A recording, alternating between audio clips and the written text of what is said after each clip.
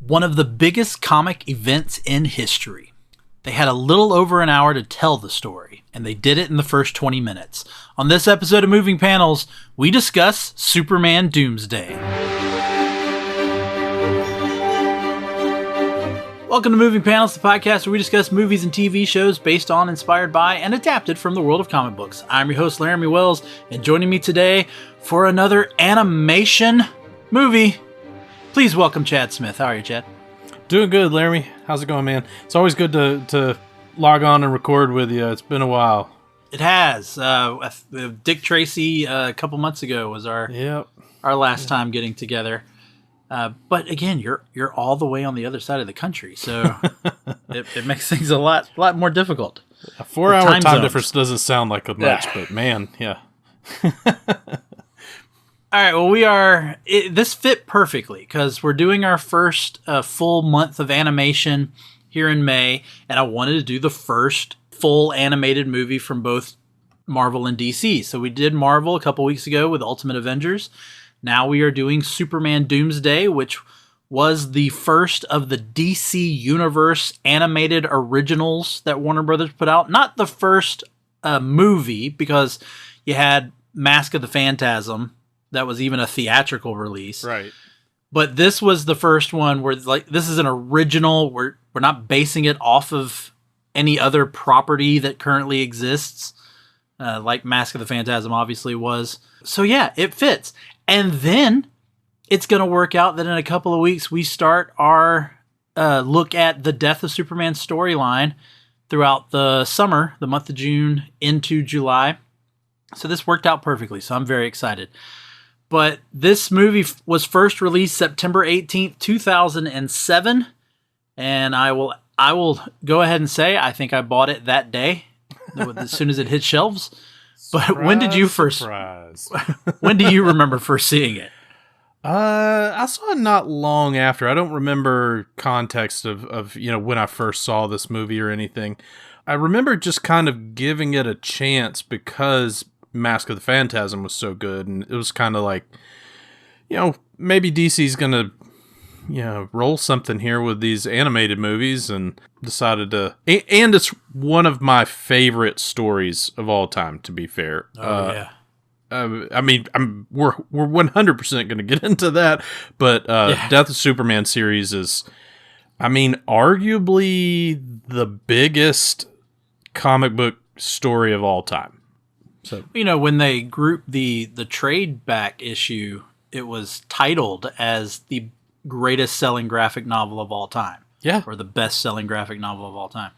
Yeah, this is kind of a sidebar, but it kind of inadvertently killed comic books. I think it was a bubble that was going to burst anyways, but it was so huge that it pushed corporate DC and corporate Marvel to think that these are the numbers of sales we should be shooting for, and that everything had to be this big, important story, and that's the way to sell comic books. And it didn't do well for the comic book industry. It also kind of put an end to killing characters. Yeah. Because once you did this one, it was like, we can't have a big death ever again. Yeah. Yep. With the exception maybe of Captain America, can you think of another death that was a big deal in comics? Ooh, because I can just think Captain America from Civil War. Yeah, even DC knew they had to throttle it back because Bane and what's that Batman run? I'm losing my mind. Nightfall. Nightfall is not long after, and even they're like, we can't kill him. Just break his back.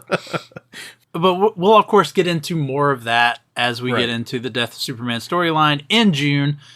But let's go ahead and get into this. So Superman Doomsday was directed by 3 people. If you remember back 2 weeks ago, we talked about Ultimate Avengers. Ultimate Avengers was directed by 3 people. I think in both of these cases, just to go ahead and give a little bit of my final decision here, both these cases, this is too many cooks to the pot. Yep. Not a great idea. One of the directors, of course, is the legendary Bruce Timm, who had huge success on the TV side of things with all of the DC stuff. I think fondly of Bruce Timm Yes. when it comes to DC. So him and Andrea Romano, who was the voice casting director. Yeah. Both of them. Like usually if their names are attached to something, I'm going, this is going to be good. So yep. I will blame the other two directors for this one. Well, I mean, everybody strikes out at the plate at some point, right? Like, I mean, you can't. Nobody bats 1,000, and I'm not so generous to let Bruce Timm off because he's also one of the two writers or the story. Design, whatever. Didn't write the screenplay, but he wrote the story. Yeah. So I don't know. Like I don't know if this was just his one swing and a miss, but it's kind of rough. Yeah. Well, the other two directors, Lauren Montgomery, who also had come from working with Bruce Timm on Justice League Unlimited. She had already directed for the Legion of Superheroes animated series. And from what I gathered, she is responsible for the second act of this movie. So, again, that's where I throw more of it as I'm going to blame these other ones. I couldn't find out what Brandon Vietti, is how I'm going to assume you pronounce his last name. I'm not sure exactly what he contributed, but I did find out he was the guy behind the creation of Young Justice. So he has a plus. He has a win in his column. Yeah. So of course this is inspired by the comic book series that Chad and I were just talking about, The Death of Superman, from Dan Jurgens, Louise Simpson, and Roger Stern, one of the greatest storylines of all time. I'm actually in preparation for all of these episodes coming. I have been rereading all of this, and I am loving every minute of it. It holds up. It is such a great story. Yeah, such a great story. So, I mean, would you be willing to go so far as to say that the second half of the movie is even loosely based on Reign of the Supermen? Yeah, we'll get into a little bit of that later. We'll get into a little bit of that later. But let's go ahead. You mentioned who wrote it. The screenplay was by Dwayne Capizzi. I didn't look up anything else that he did, so I'm sure he's done some great work. But let's go ahead and move on to the characters. We got Superman, Clark Kent himself, voiced by Adam Baldwin. Yeah. Not one of the Baldwin brothers, as some people usually confuse him with. Many will remember Adam Baldwin. I mean, if you're listening to this podcast, you definitely know what Firefly is. He was Jane on Firefly. He was Casey on Chuck. Then we've got Lois Lane, and he voiced does by a decent Superman. Yeah, like, it's not bad. It's not bad. It's not great, but it's not bad. Then we got Lois Lane, voiced by the late Anne Heche. Some people might go back a few episodes. Bethany and I did My Friend Dahmer. She played Joyce Dahmer. Some people would know her from 6 Days, 7 Nights, Volcano, the Psycho remake, maybe. Then you had Lex Luthor, voiced by James Marsters, Spike from Buffy the Vampire Slayer. This was also a second villain for him because he played Brainiac on Smallville. You got Toyman, voiced by John DiMaggio. I mean, come on, that's Bender from Futurama. Yeah. So he's Jake from Adventure Time. Everybody knows I'm John gonna DiMaggio. go so far to say it's not his best outing either. So then you've got the Superman robot. I don't think they call him Keelix or credit him as Keelix. When I looked it up, it was just Superman robot. Tom Kenny, SpongeBob, is the voice of that character. We got Martha Kent, voiced by Swoozie Kurtz, who is currently playing Kat's mom on Sheila on Call Me Kate. Many people might remember her, people Chad and I's age, as the opposing counsel, Dana Appleton, in the movie Liar Liar. Nice. Yeah. Mercy Graves, voiced by Cree Summer, who was the voice of Princess Kita in Atlantis. She was Selena Kyle on DC Superhero Girls. She was Elmira in Tiny Toon Adventures. And then you go back into the 80s, early 90s. She was Freddy on the television show A Different World. Like one of the main characters. Yeah. Which I was shocked to find out that was her. I was about to say, that was a deep dive. Perry White, voiced by Ray Wise, the original Swamp Thing. If you don't know Swamp Thing, he was Leon in RoboCop. There you go. You know nice. That one. Jimmy Olsen, voiced by Adam Wiley, who I don't know how many people's going to know him. He became a big voice actor, but as a kid, he was on the show Picket Fences. And then in 1997, many might remember him. He played Gilbert in Disney's Under Wraps, that Disney Channel original movie, Under Wraps with the Mummy. And then this is where we can actually start our conversation, and then we can go back and talk some of these other people. But I wanted to go all the way down to this person. Kevin Smith as himself. Yeah. So for those of you who don't know what I'm talking about, after Superman defeats Toyman, their first little encounter. After Superman defeats Toyman, there is a guy in the crowd who looks very much like Kevin Smith, because it is, and he says, like, we really needed him to bust up a mechanical spider, right? Lame. Yeah. And of course, that is a reference to Superman Lives, the movie that never didn't happened. Get made. Yep. Maybe that might be the most famous movie that didn't get made ever. Yeah, I mean, it gets referenced a lot. I mean, there's a whole documentary about it. Yeah. Yeah. Anyways, yeah. Total side. Because I was thinking, because there's that. I mean, there's the Roger Corman Fantastic Four movie, although that was made. Right. It was just never released. But yeah, Superman Lives was never made. You just have the shots Stills, of Nicolas Cage trying on the costume. Yep. Which are haunting. And yeah, they're weird to look at. Anyways.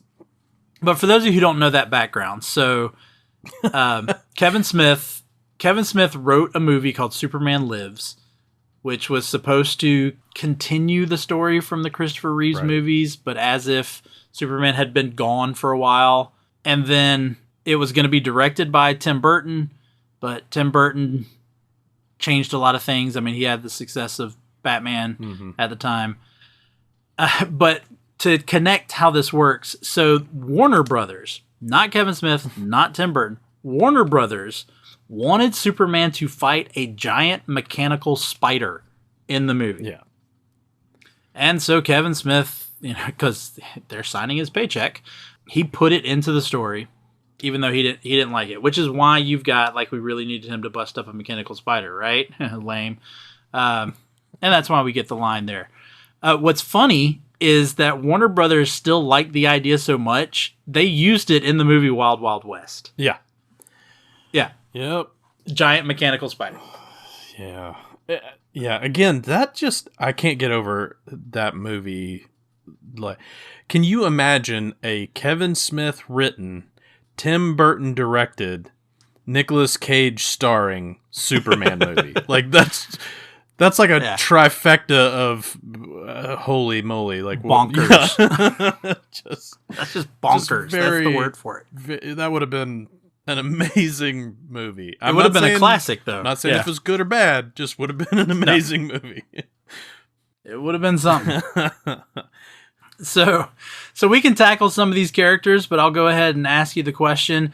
So of all of these characters, who is it that you would want to see again? So again, we're talking about stuff. Obviously, we see a lot of these characters again, but whose performance would you want to see again? And who do you wish would have the room that they're in get thrown through another building? A pair of reporters. Lois Lane, I feel like, is relatively well written through this movie, and she's well acted. So, Adam Baldwin didn't do Adam Baldwin. You're right, Adam Baldwin. The whole Baldwin thing's still messing with me. He doesn't do a bad job as Superman, but I'm not itching for him to return either. But Lois Lane is well played, relatively well written, which is saying a lot for this movie. I could just do without Jimmy Olsen altogether. Like, his run in this is really poorly done. Yeah. what's it's crazy. This might be interesting for us to talk about. I actually did not like Anne Heche as Lois Lane. Oh, okay. I actually thought she was very flat. I thought she felt like like she was being pulled out of the old Fleischer cartoon. I thought her delivery was just that kind of old movie serials performance. I actually, I didn't think that Anne Heche did. Again, Adam Baldwin was okay. My star was James Marsters as Lex Luthor. Okay. Yeah, I could see that. I think Luthor is really poorly written in this, but it's not badly acted. Oh, there's a lot that's poorly written about this. Yeah. So, yeah. But James Marsters, I just liked how just so methodical kind of the way he delivered his lines. Like he really was thinking about consistent. every word. Yeah, I'll give you that. Yeah. And this is one of the coldest Lex Luthors I think we've ever got. When he just straight murders his assistant? Mercy, yeah. He just straight up shoots Mercy.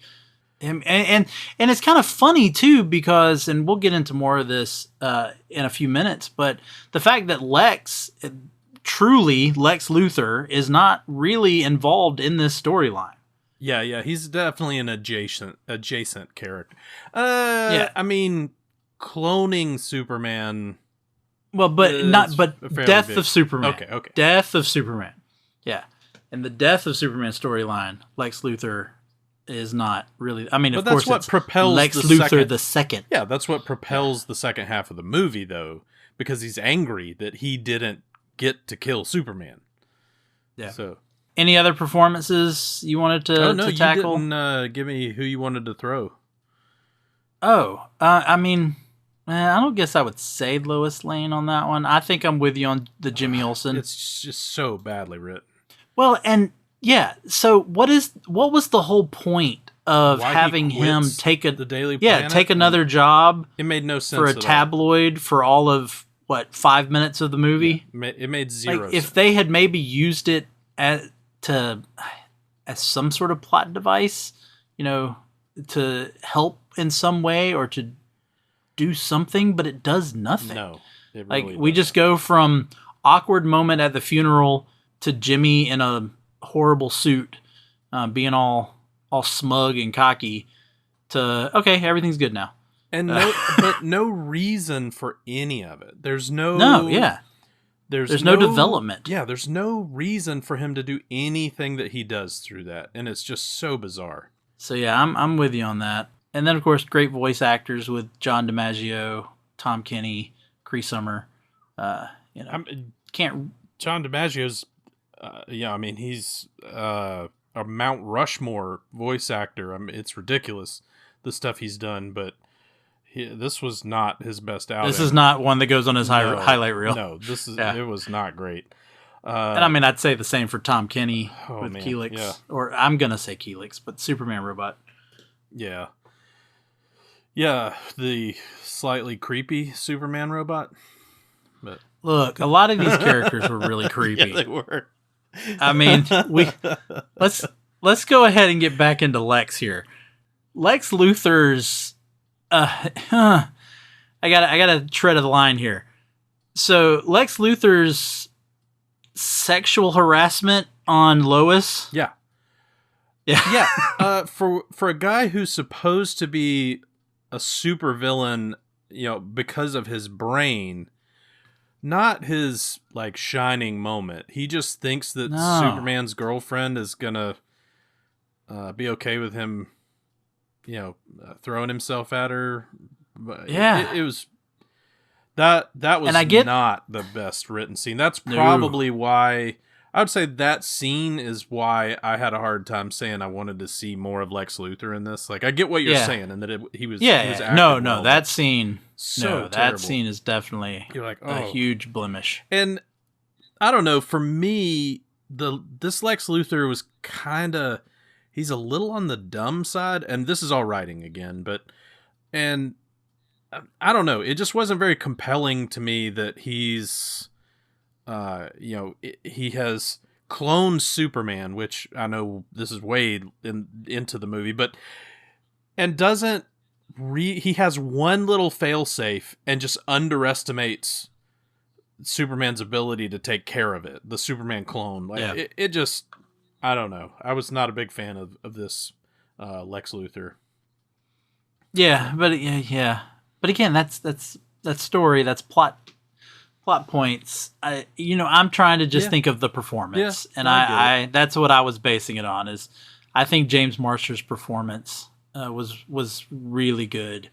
Yeah, that one scene, omitting that one, that was bad for both of them. Yeah, because even Lois, that is a no, would not ever be in a movie today. No. Scene.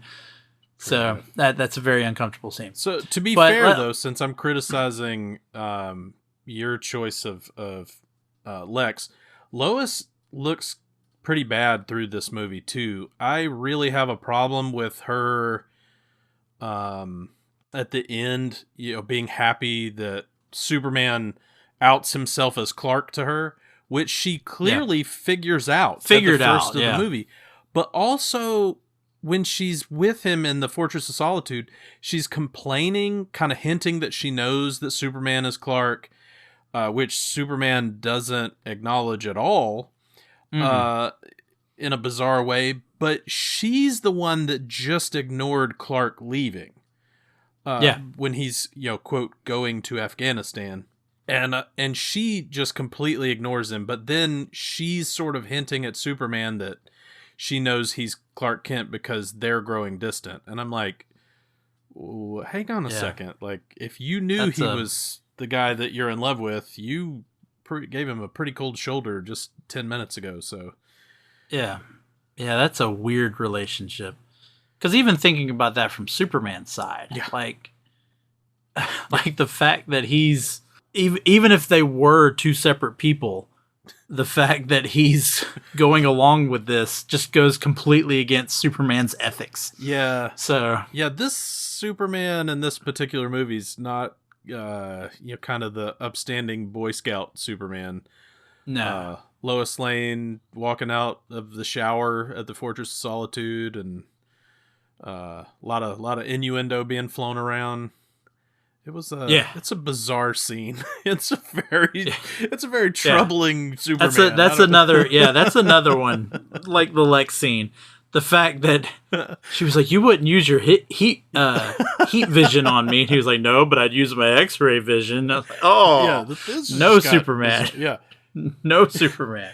And the robot is staring at them this entire time. Yeah, he's just standing there. Yeah, it's super weird. But the thing at the end, when they're at Lois's apartment, and then he comes out of the shower wearing nothing but a towel, and then he has the line about, well, I was captain of the Smallville, what is it, debate team? Is that something like that? Yeah, and then you said Smallville. Turns around, and all he has done is put on his glasses. Yeah. Like, he is still standing there in a towel. He has just put on his glasses.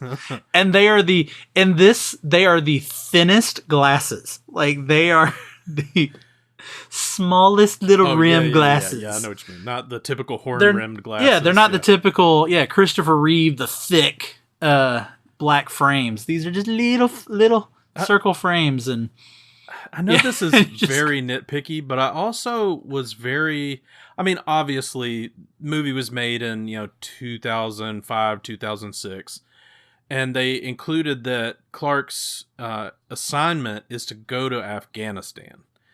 I get it. It's topical for the time period, all that sort of stuff. But that would have been way more interesting for them to explore. Like, how does Superman go and maintain his alternate identity and not help in Afghanistan? I don't know. Just the thought process of Clark Kent going to, which he doesn't apparently, he just goes to the Fortress of Solitude and not does his job, but whatever. I just immediately was kind of like, how's he going to go to a war zone and not help out?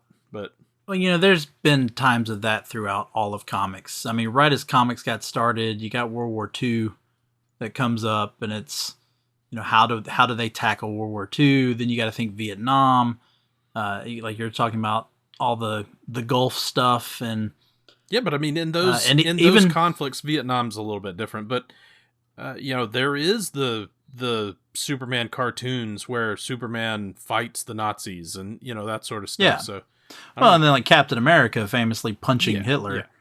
Yeah. But what I'm saying is that there's always, I mean, there's the big 9/11 comic. Yeah. That kind of tackles some of that. Superman praising the police and fire, and so. Yeah, it'd be good conversation. Let's go ahead and pencil that in for a one shot down the road. Nice.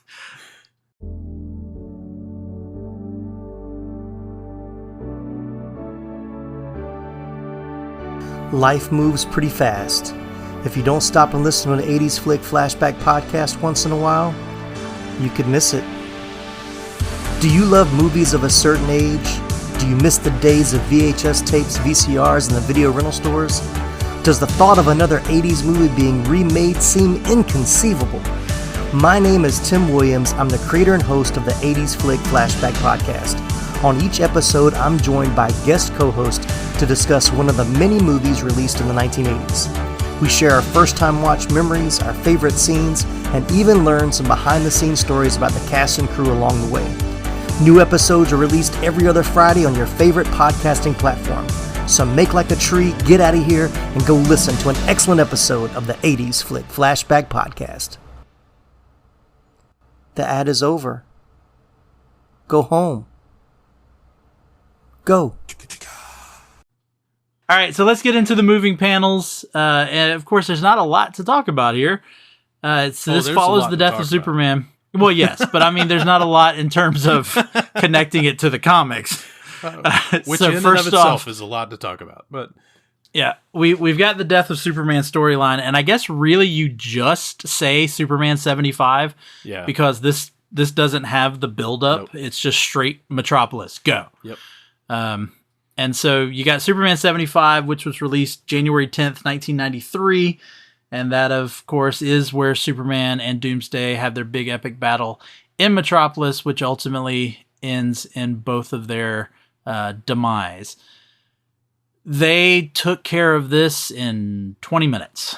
Yeah, and the only real carryover is you have Superman, you have Doomsday, and you have a fleeting shot of the cape on the stick at the edge of the fight after Superman's death. Like, that's about the similarity, in my opinion. Yeah. I will say I didn't mind. Let me ask you your opinion on it. I did not mind the connecting his release from his prison with Lex. I didn't mind that. I mean, if there had been a real payoff, I would. I guess I don't mind it either. I just thought there was going to be more of a payoff to it than we wound up getting. Basically, that's the reason Mercy gets murdered. That's about it. Yeah. True. So, true. I mean, I don't know. So, yeah. So, instead of in the comics where you just have, obviously, the famous just punches into the wall that gradually increased with each DC comic until finally he busts out. Then you've got his walk from that point to eventually Metropolis and battling the Justice League along the way. Mm-hmm. We don't get all of that, which I get. You don't have, I don't think you really do have time to get all of that in one movie. Not if you're going to just make that the first 20 minutes of it, especially. So, so that's still what I want to lead this to. That's still what I want to get at. How do you call this movie Superman Doomsday? And you end the Doomsday story 20 minutes into it. Yep. Yeah. I don't know. I've got a lot that I'm thinking about with this. For one, I get that, maybe there were issues with who do you cast as Buster Gold and how do you bring, all of these other characters in, the Justice League characters and all that sort of stuff. And if you do that, do you have to explain why it's the B Team Justice League, not the big hitters, and all that kind of stuff? Cool. But again, this is just me being nostalgic about arguably the best comic book run of all time. You lose a lot by doing that. You don't see just how formidable Doomsday is. Him killing a deer doesn't give you that impression. Like, that's not a big deal. And even that, why change that from the comics? He kills that with the bird. When he first pops out. And why? Why did you go deer on this? Like, was there some weird licensing reason you couldn't just copy the comic book? I just don't understand so many of the choices. Well, and also not having him in his the wrappings. Prison case, which he slowly gets freed of as the battle goes on. Instead, he comes right out. He's full Doomsday. Yeah, I liked it that in the comic run, which I think you could do this in a movie. In the comic run, you're looking at, first off, he's destroying the Justice League with one-handed. arm. Yeah. Literally and again, with an arm tied behind his back. Yeah. Again, you can get rid of the Justice League, have Superman, face him out in the middle of, Arizona or wherever. But, have Superman fight him, and he's actually holding his own against Superman with one arm. Yeah. And again, that kind of helps, again, build that his strength and have the suit slowly getting ripped apart, exposing more of him, which of course in the comics causes those bone spikes to come out. The more as his skin is exposed to oxygen and all that creates the bone spurs. But to just have him come out full formed. Okay, don't do the suit, don't do the arm tied behind his back, but don't have all of the bone spikes already. Yeah, I still think maybe have that build. I don't know. There was just so much that doesn't make sense. Like, why is he at Metropolis? Like, it's so because there is a reason he goes to Metropolis in the. It's so ridiculously in the rushed, comic. And you don't get. I mean, they give you him murdering a deer straight out of his prison or whatever. But and then you get some ridiculously short explanatory dialogue that he just turned and wants to kill everything because he can't tell right from wrong. But it doesn't do anything to give you the gravity of who this dude is. And then, despite the fact that Superman does not put up a good fight for virtually the entire fight with Doomsday, you also don't really get that he's getting the crap beat out of him. Like, he's bleeding a little bit, that kind of stuff. Yeah. But they didn't even animate it well. You don't understand just how powerful Doomsday is. And so they're leaning on, this side conversation between Jimmy Olsen and Lois Lane to kind of, show you that she's afraid so that you as the viewer should be afraid. But none of it is done well. It's not very convincing. Which could be hard, because in the comics, you get it from, you're reading Superman's thoughts as he's in the fight. Like, he's telling you, how hard the hit was, or he's telling you how he can actually feel a cracked rib, or how out of breath he is. And But I mean, my point though with that was, if you have the Justice League portion of it, at least you get the fact that this dude single-handedly, one-handedly destroyed the Justice League and nearly beats half of them to death. And so, there's just, it's kind of bizarre to me that they do nothing to ratchet up the stakes and then expect you to believe that Superman died from this when it doesn't. And to be honest with you, Superman in this version kills himself. Yeah. Which I want when he flies him up, why not leave him in space? Not only that, why haven't you taken him somewhere where there wouldn't be collateral damage? much. Yeah. Why If are you you had- destroying the city the entire time? Yeah. Yes. Especially once they come back down and make that impact and you see that shockwave. Why do it in Metropolis? Why come straight back Yeah. down? Yeah, no, I know. But why come down at all? He hasn't shown any ability to fly. Throw him in the sun. Be done with it. Like, Yeah. it just... There's nothing about the beginning of this movie that makes any sense to me. And then, like I said, Superman kills himself. He pile drives Doomsday into the planet, and he dies from it. Is what this movie does. Whereas in the comic, it's both of them giving each other like one, like the Rocky 2 punch. Right. Yeah. You brought up something earlier with Doomsday. I want to ask you this question. Was Doomsday a robot in this movie? It seems that way, man. He has no... It's not a character at all. It just... yeah. And well, even... but... No, go ahead. Sorry. No, you're fine. But they make that comment about how he, you know... I don't remember the exact wording. But they even show a point of view from Doomsday, and he has, like, a radar. Oh, I forgot about that. I just completely Yeah. overlooked that. Yeah, you're right. Yeah. You see, like, this little radar thing. And then when he dies, his eyes red power eyes down. Yeah. power off. Yeah. I think you're right. I mean, yeah. Like, It's like they didn't tell the animators what they were doing and just let them go to town. And yeah. And I don't even like the news broadcast that's happening that Superman kind of responds to. They treat Doomsday as if he's just like some serial killer. They're like, I forget what it is. He says something about like he leaves behind him a grisly string of murders. I'm like, a grizzly? Yeah. He's not the Texas Chainsaw Massacre guy. Like he's, you know, it's, I don't know. Like, there's so much wrong with the beginning of this movie, but. and then, I forgot. Where do they get the name Doomsday in this movie? Because in the comic, it comes from Booster Gold. Yeah, I don't. Booster Gold says something about it feels like Doomsday. And that's where, and then they stick with the name Doomsday. I can't remember where they get it in this movie. Do they? They may not. They may not. The title of the movie, and they don't even name him. They may not. I don't think so. Yeah, he may It's just pretty be a bad. creature. I can't remember. Holy cow. But there is a lot about this movie that I try to forget.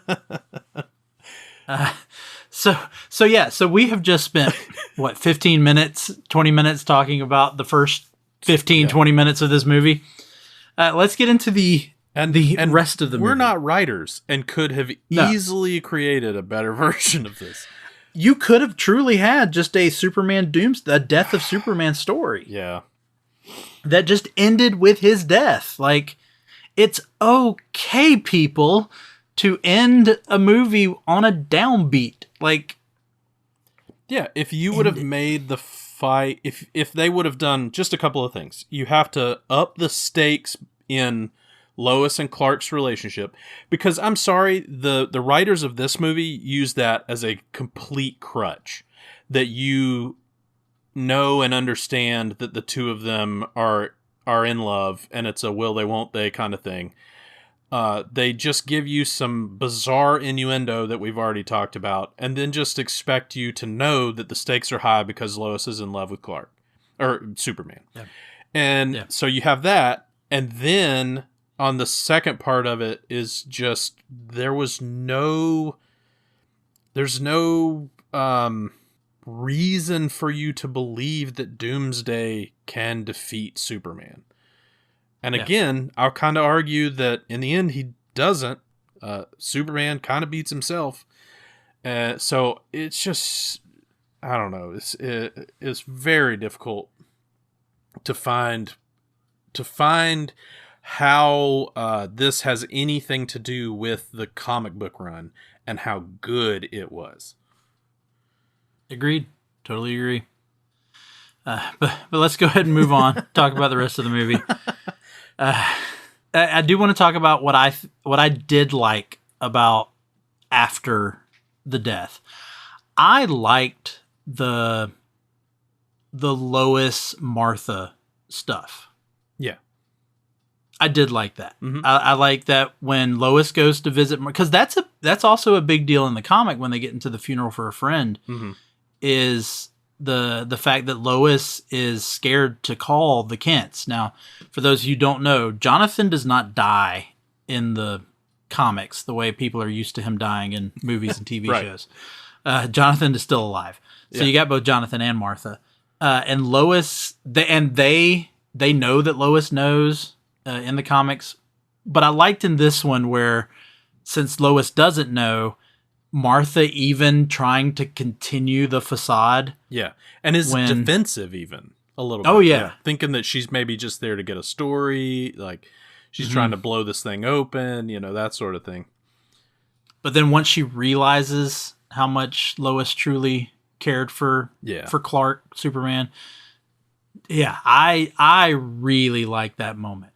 And I thought that was a good representation of even how those moments kind of play out in the comics. They did with Jonathan and Martha. I would say of all the comic book references, they actually do Funeral for a Friend the most justice. Because even the little clip scenes of like the boy who's like, I dressed up as Superman for Halloween and now I will for the rest of my life, kind of thing. Like most of those came straight from the comic book and were pretty well done overall. So that section, whatever you want to call it, the middle portion, the second act, isn't terrible. It's done fairly well. No, that's not terrible. Then we get the return of Superman. We get this. We'll just go ahead and call. What do we want to call him? Clone Superman, faux Superman.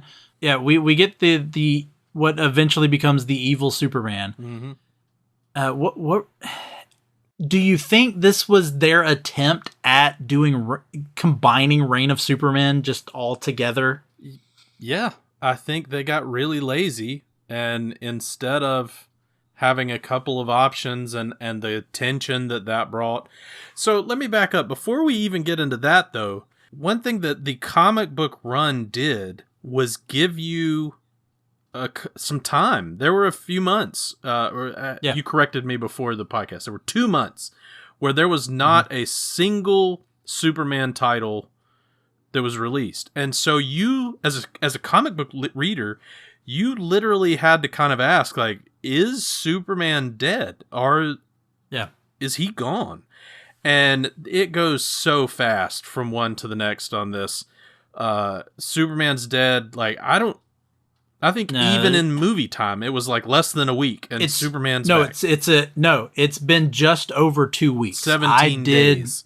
Yes, because the robot it's says the way the robot says it's just a little over. It's just been a little over 2 weeks. Yeah, but so, I'm just going to go ahead and throw this out. I have this already in my notes, but since you brought that up, I'll go ahead and throw this in. So when Superman, the real Superman, does return.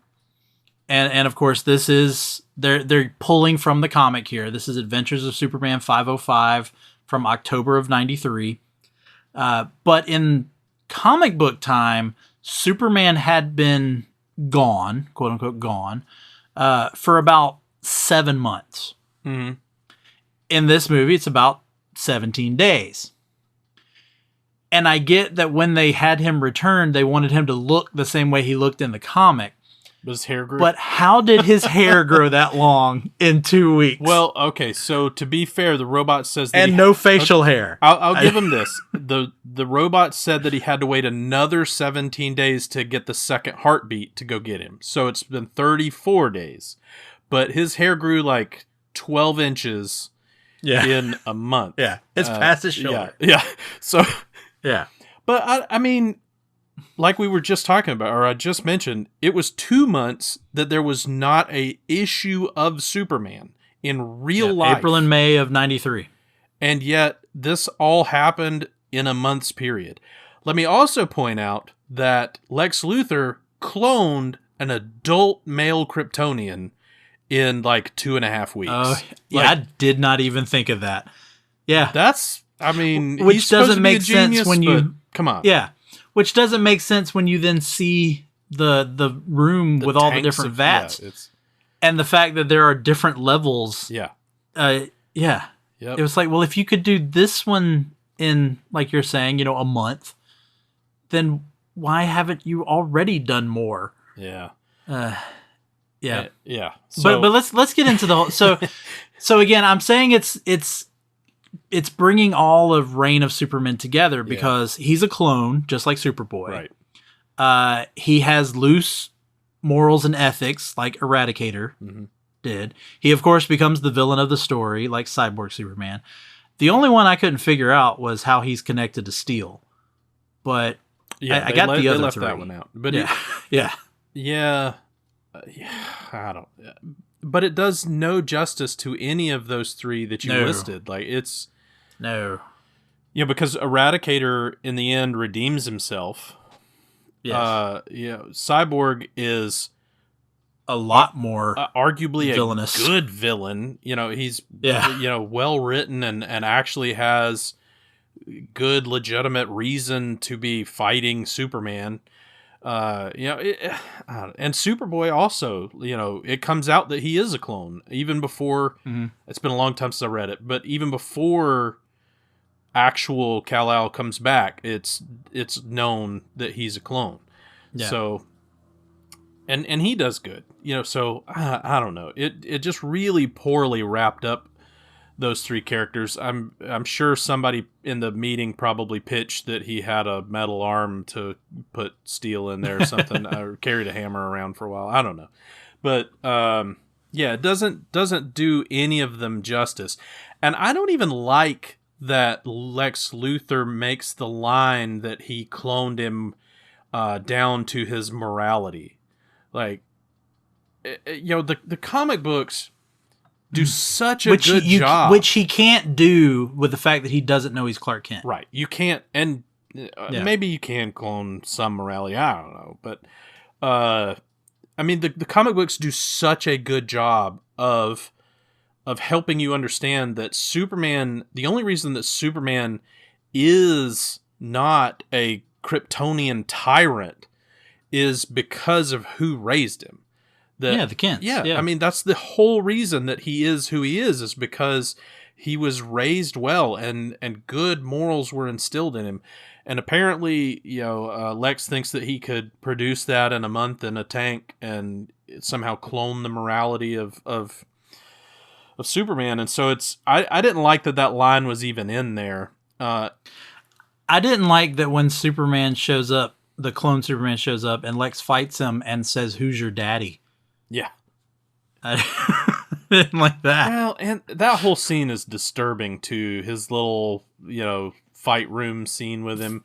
Yeah. Which, by the way, again, why I don't think this is a very good Lex Luthor. Really stupid because he shows his hand so that later when he needs clone Superman to come in so that he can put him down, he's already showed his hand. No. Yeah, I mean, he thinks that the Superman's that stupid. He's just going to walk in there to where he got his tail handed to him a few days ago. It just doesn't make any sense.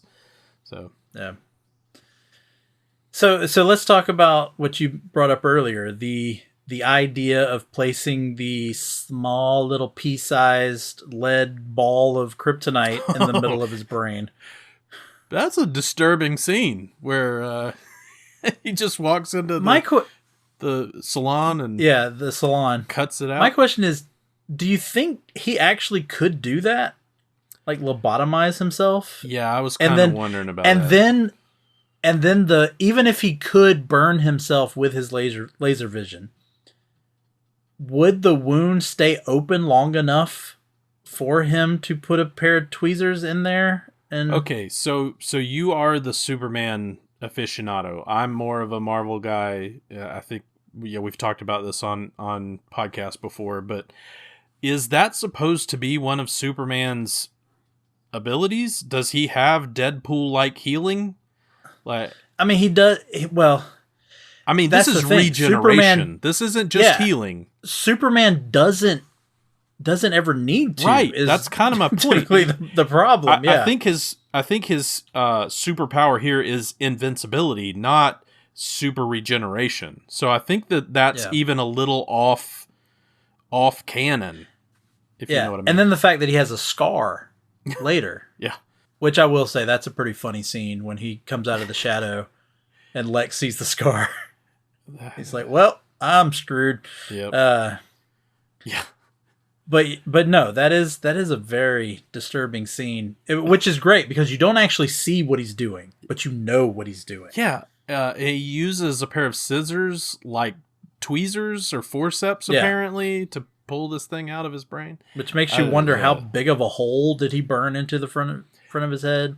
And so I hadn't seen this movie in years, in a decade or more. So I'd kind of forgotten, how Lex booby traps him.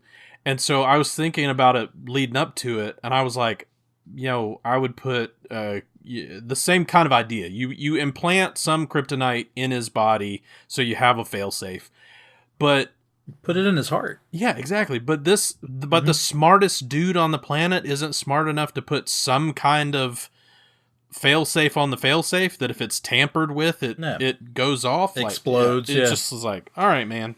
But yeah, no, my thought is, why not put it in his heart? Because then he can't remove it without, stopping his heart. Right.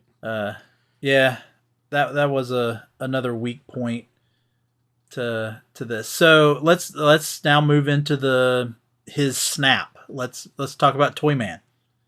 So yeah. So 1, what were your thoughts on Toyman?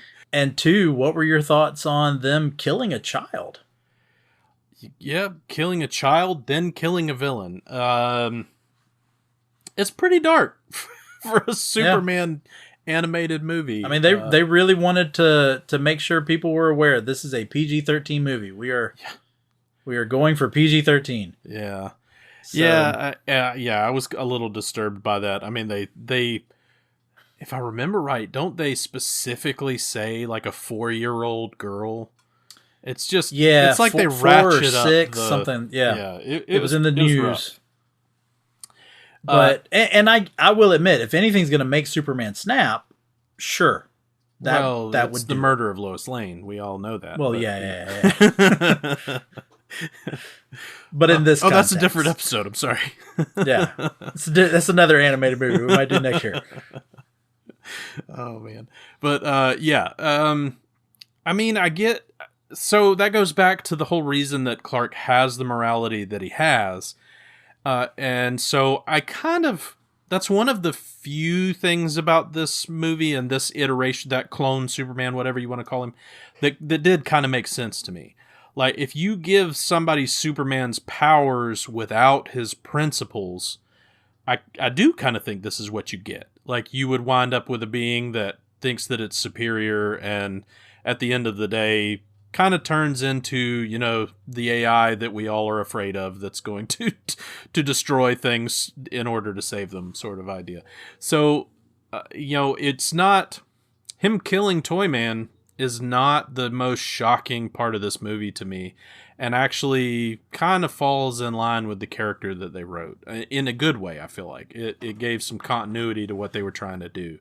Yeah, I just didn't think that was that big of a I don't think it's a problem. I think that's actually one of the good things about that they did in this movie. So it's not too bad. But him being dropped from a couple 100 feet up onto a cop car, that was pretty disturbing. How his body did not just explode is kind of questionable. Well, not to get too graphic, but you can find some images online from people that threw themselves off the Empire State Building before they put the fences up and stuff, and they're surprisingly intact. It's I'm not saying you should Google it, by the way, but they're out there, and it's kind of shocking. But so then you've got the Superman robot stealing Superman's body. Yeah. Because he and the heart, and by the way, that is a comic thing too. Yeah. The fact that his heart did not beat for 16, 17 days, that comes out when he returns in the comics as well, that his heart just slowed down. So, But what did you think about the fact that he's revived so quickly and then spends all this time getting his strength back, and he has not reached out to the love of his life nor his mother? Yeah, or the fact that he has friends, because we know the Superman mythology. Like, you'd think that he would reach out to the Justice League. Lana, Pete. Yeah, virtually anybody. I agree with you. Yeah. He also comes back online complete. Like, his memories, the whole, which he struggles with in the comic books a little bit. Like, it takes him a little while to mentally rebuild, to remember who he is. And so you have a struggle with that. And I feel like in a movie where they spent so much time wasting time with scenes that clearly were shoehorned in so that they could get this bad boy up to an hour, why don't you have some things like that that actually drive plot and make you care, that sort of thing. So, yeah, I don't know. It just, he comes back pretty fast, but not all the way back, because we still have to have some stakes for the end fight, So of course you've got the Superman robot that says you're only at 60%. Well, it'll have to do. Yeah. Like, oh, well, here's a gun. Why don't you take this? That also will kill you, by the way, if Yes. Yeah, and will also be extremely ineffective in this battle. Because that's my next thing. When Superman then arrives, why does he come straight in front of the clone Superman? Yeah. Well, I don't know. I mean, that's still kind of some of the Superman principle. Yeah, you couldn't have like not shoot a man in the back. Yeah, you couldn't have him just show up and ambush him from behind or something. That wouldn't be very Superman-like. So, but yeah, I don't necessarily disagree with you there. Like, you'd have thought he had a better plan. Yeah, to your point. with shooting him, because he just pulls the gun out, gives him the second, and then thinks, he's not gonna just speed away. Right. Then you've got and then you get where Lois actually gets the shot off, and when it's they're pretty in the park. ineffective. And it doesn't pretty really ineffective. do anything to him. Yeah. And then somehow, I still don't know how the canister gets to where it gets so that it gets stuck to him. Nor do I know what the black stuff is. Well, yeah. Apparently, it was a tanker full of tar or something. So, I guess. Because, I agree with you. Because they seem to make it like it's oil at first. They're like sliding around in it. I think you're supposed to believe that. I'm going to call him Kal-El so that we can differentiate clone Superman and real Superman. But Kal-El. Which one's Kal-El? Yeah, sticks it to clone Superman's chest is, I think, what you're supposed to believe. Because while they were wrestling around on the ground, it seems like he did it on purpose, and then of course heat visions it and explodes it. Which brings me to another point. He has no problem whatsoever killing this clone Superman, instead of trying. Because I get with Doomsday. The idea is, this is a creature. Like, you can't reason with it. I'm not going to be... But and to it's do just that pure with the evil. clone... Yeah, but to do that with the clone, of who himself. Clearly has... Yes. that is clearly sentient, that is clearly has his own thoughts, to just... And I'm going to say this. I even think the way he's animated when he... uses his heat vision to kill. I think it looks like he actually enjoys doing it. It kind of looked that way.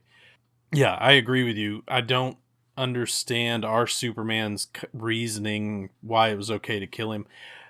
I will say this. The movie is very inconsistent on what will kill Superman. Yeah. Because even after this, you have that weird little monologue with Lex Luthor at the end about, how he's Superman's back and all this kind of stuff, and apparently you can't kill a Kryptonian. You just saw one get killed, the one you cloned. Like, so why are you talking about you can't kill Superman when you just saw a Superman get killed? So I don't know. Like, the whole thing There's not a lot of good continuity through this movie, in my opinion. No, because the same thing when Lois blasts him with the kryptonite blast, that is barely effective at all. Almost nothing, yeah. But blowing up the canister and him inhaling the kryptonite apparently is fatal. Is fatal. Which that Superman wasn't smart enough to hold his breath. Yeah, and our Superman, whatever you want to call him, like runs to his side to hold him while he dies. Mm-hmm. Yeah, which also, which is even more disturbing in light of what you were just talking about, that our Superman is willing to kill this Superman. Why the reversion back to Superman morals? His last words, protect them. You know, yeah. Come on, like, I don't know. I didn't like or buy that at all. And even after that, having the moment between Lois and Superman, which by the way, I want to point out some continuity that would have happened had we gotten more in this movie. But before I get to that, having Superman and Lois talk, and Superman is doing this whole thing of, well, maybe over time they will trust me, and then they immediately trust him. Immediately. Well, a 4-year-old Superman boy does, and everybody else is like, yes. The boy trusts him. Let's trust this long-haired Superman in the black suit that comes out of nowhere, just like we trusted the other Superman that came out of nowhere. Yeah. And none of us know anything. Like, none of those people know that he was an evil clone made by Lex Luthor. No backstory at all. Yep. They know nothing. But going back to the continuity, so you've got Lois and Superman having this intimate moment in front of this crowd of people. Yeah. Then the movie is ending with Lois finding out that for sure that Superman is Clark, which means you would probably now have the relationship between Lois and Clark. So when people see Lois with Clark, you'd put do they think she's cheating on Superman? Yeah. And I'm guessing that apparently Clark Kent just got fired from the planet for coming back from Afghanistan without a story. Without a story. You know, it's like, the whole thing is just very bizarre. So, well, if they do it like they did in the comic, he never made it to Afghanistan. Yeah, but yeah. So, I mean, that's not where he was going in the comic, but in the comic, it's supposed to be that he got trapped in the battle between Superman and Doomsday. Right. And, he was in the debris. Which is far more believable. Why did you need to make this Superman Clark Kent go to Afghanistan? But anyways. Yeah. All right, I think we've talked as much. Let's go ahead and get into Bag It, Stack It, or Trade It. So go ahead, Chad. What say you? Man, I feel like this is kind of unfair, to be 100% honest, in the sense that I'm just going to go ahead and say that this, for me, is a total trade it. But I will say that it's a little bit unfair because the comparison to, to the original work, it's a masterwork. It is, I've already said this probably 3 times, best comic run. I'm not even a DC guy. Best comic run of all time.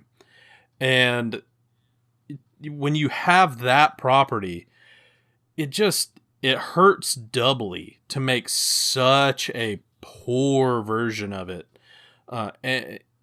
So it just, and I just see no reason for it. You had all of the ingredients are there. You have the writers that should have written a great movie. You have voice actors that are world class. There's just all this stuff. This movie could have been really, really good. And I know that you're going to do the other version of it with Bethany soon, but apparently even Warner Brothers realized how bad this movie was because they decided to remake it. So it's definitely, if Warner Brothers is going to trade it, I'm going to trade it too. I'm out. Yeah, this might shock people because I am such a big Superman fan, but it's a trade it for me as well. Not only for the exact same reasons you said, but I will even say the fact that they were working off of our love of Batman and Superman the animated series. Yeah. Because they made this movie look Yep. very much. I get the changes, which I'm going to say this. Those lines on Superman's face, what were they? Because they were like not right for cheekbones. Nope. It was very I couldn't strange. tell what they were. It was very weird. It was just like, we need to put some more detail on his face so he doesn't look exactly like the Superman from the animated series. And those two lines around his middle of his face did not work. The story was just horribly written. The plot made no sense. Again, I have it right here in my notes. This is what I wrote. I don't like the animation looks like the animated series and doesn't look like the animation from the animated series. Yeah. I didn't think about it that way, but that's a good point. Yeah, this is a disappointment, as Chad said, for anyone who's a fan of this story. I in my research, I read some reviews, I listened to some podcasts, I watched some review videos, and I heard several of them say, if you don't compare it to the comic, then it's really enjoyable. I don't know if I can believe that. Of course, it's hard for someone like you and I to not compare it to the comics. Right. But even if I try not to think about all the stuff from the comic, it's still just okay. Maybe. Yeah, it still has plot holes. Yeah. It doesn't work as a story. So how are you supposed to do that unless you've never heard of the Death of Superman story? Yeah. And so kind of like what Chad said, overall, this movie's That's kind of, I mean, I've seen it. Yeah. I own it.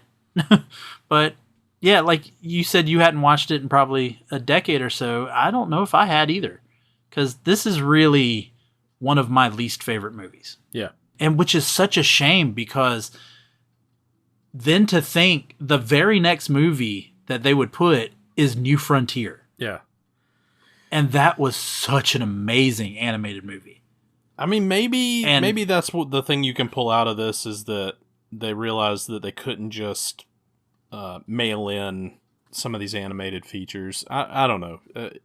Yeah. So because DC's animation has always been superior. Yeah. To not only their movies, but live action movies, but even Marvel animated stuff. Yep. DC animated is better. Yep. I would agree with that. I mean, again, they had other flops along the way, but yeah, this is overall, definitely a low point though. And yeah. And like not to repeat myself, but even Warner Brothers seems to realize this. So. We'll go ahead and wrap it up there. Thanks, Chad, for joining me on that. And interesting to go ahead and get this one underway before we get into the true story of all this as we get into June. But this is our last movie that we're going to discuss for Animation Month. But we are going to come back next week and talk about some theme songs from comic book animated television shows. So join us for that. That'll be a roundtable discussion as to the ones we like and didn't like and all that. So have fun for that. But for now, we're going to wrap things up, rate and review the show. That way it gets out so people can see it and know about it. Follow us on social media. We appreciate that too. And follow all the other shows that are a part of the Movie Views podcasting network. But once again, Chad, thank you very much for joining me. Absolutely. Anytime, man. All right. Thanks, everybody. For today, for Moving Panels, I'm Laramy Wells, and I'll see you on the other side of the page.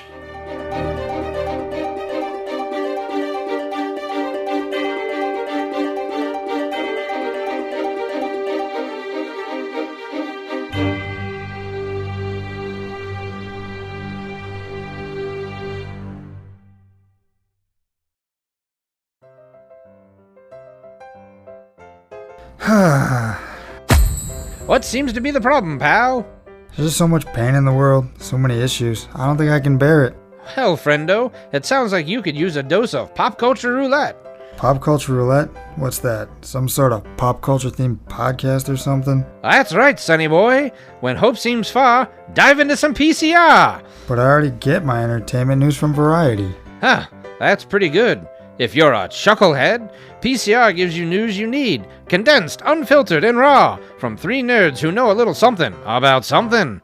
Wow, okay, sign me up. That's the spirit. Pop Culture Roulette. New episodes every Monday, available on all major podcast directories.